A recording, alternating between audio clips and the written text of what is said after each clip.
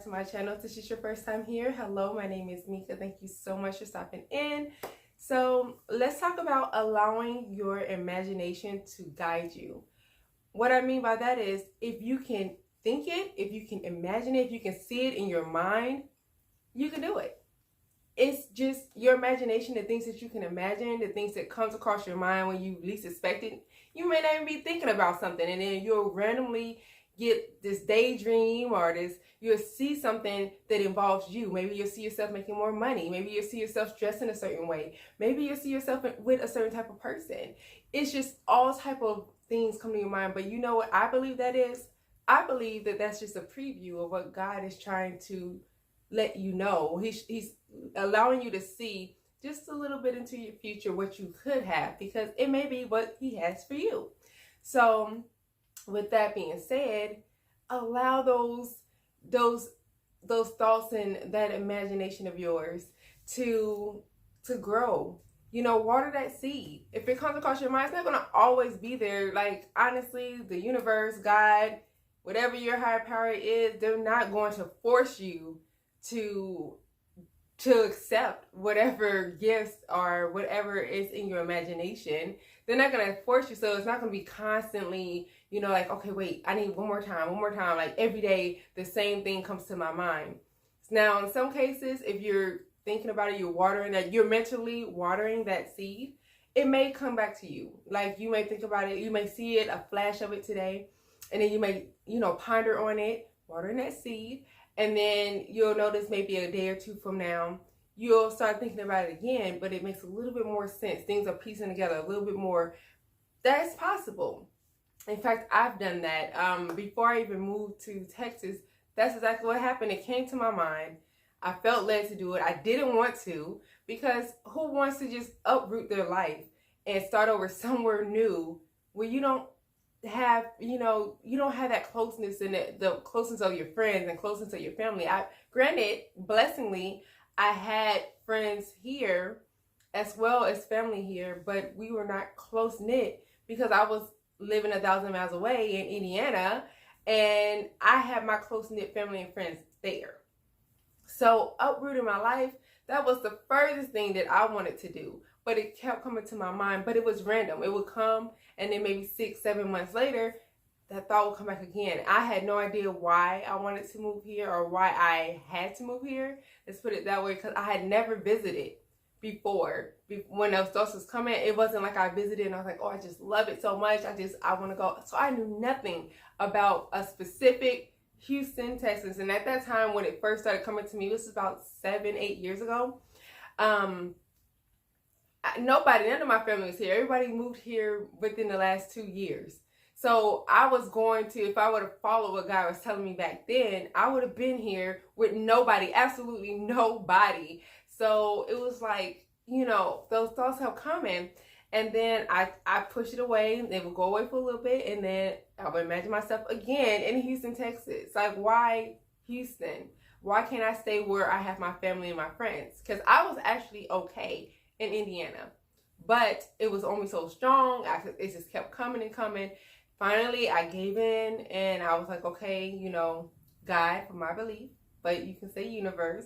I was like, okay, God, what is it that you want? Like, I wanted for him to leave me alone at that time because I did not want to uproot my life. But he kept on giving me little things, and it didn't make sense. It was like, okay, I'm in Houston.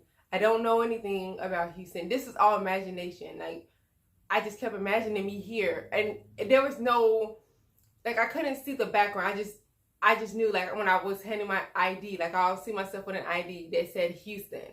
When I was like, I'll have dreams about when I talk to people, I say, oh, I live in Houston. It was just weird. It's like, why? You know what I'm saying? Anyway, so when I started thinking more about it, like, I started doing some research about Houston. I still wasn't bought by it. But I was like, okay, well, try to hype myself up because for some reason, God wanted me here. So I'm here. So during that time when I was randomly, like I said, sometimes it would even be a whole year before I got another, little imagination piece that came to me.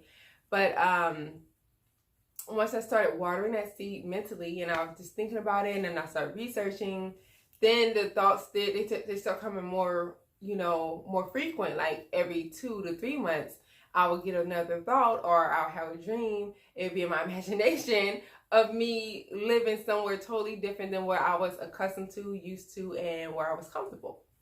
So I say all of that to say that if you can think it, you can do it. And usually when thoughts are coming to your mind, it's not just a coincidence. Maybe sometimes you may be around something and you're like, oh, I can see myself doing it, and it does come in your mind because you're thinking about it so much. It's in your subconscious mind. But when it's like a random thought, you may have thought about it before, but you really didn't pay attention to it, or maybe you never thought about it, but it's coming to you in your imagination. You can see yourself doing something that you may have never thought about. Those are the times where you should allow it to be a roadmap in your mind, because there's a purpose for that thought. There's a purpose for that vision. And when you focus on it, you water that seed, meaning you think about it, you ponder on it, you don't push it away, you just think about it. It'll start to come together and make more sense, and then eventually you'll get there. Look at me now. I live in Houston, Texas. Like I said, I had those thoughts like 7, 8 years, maybe even longer than that. I know it wasn't more than 10, so maybe it was like 9, but it was around that range where I was like, I want to move to Houston, Texas. And it would sound so weird to me saying it because I didn't, like, what was the reason? And then back then I was in my early 20s, like, had I lost my mind? Like, that's what I was thinking. Like, what is wrong with you? That's what my common sense mind was saying. But my subconscious mind was like, no, you are moving to Houston.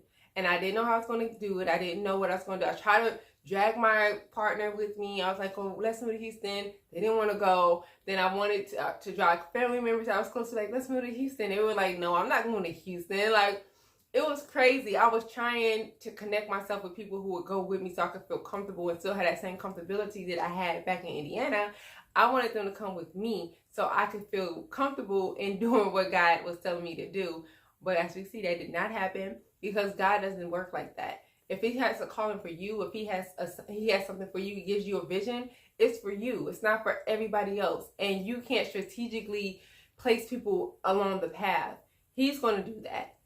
And he has blessed me with new friends, just new life. It's taking time because he's still working on me. But my point is, when you see a vision or you get a glimpse of something, pay attention to that, especially if it is random, because it's usually coming from your higher power. And it's just a glimpse of what could be yours, how your life could be.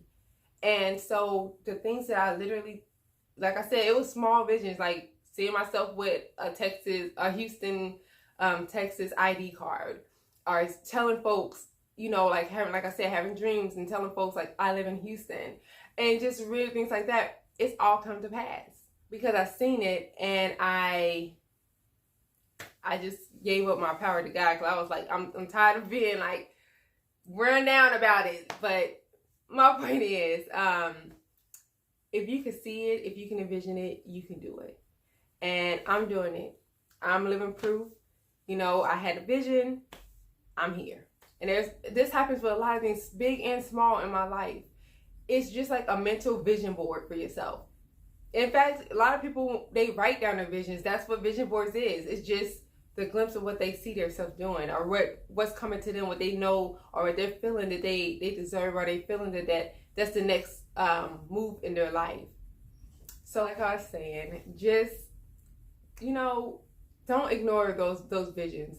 Your vision is a roadmap for you, and stop trying to have everybody come with you, or trying to make sure everyone else aligns with what your higher power, what God is telling you to do, because 9 chances out of 10, those other people, they're not involved. They're not going to be a part of the puzzle if that's not what God has for you. So take it from me. I'm a living testimony that if you can see it, you can see yourself doing it, you can envision it, you can imagine it, you can do it.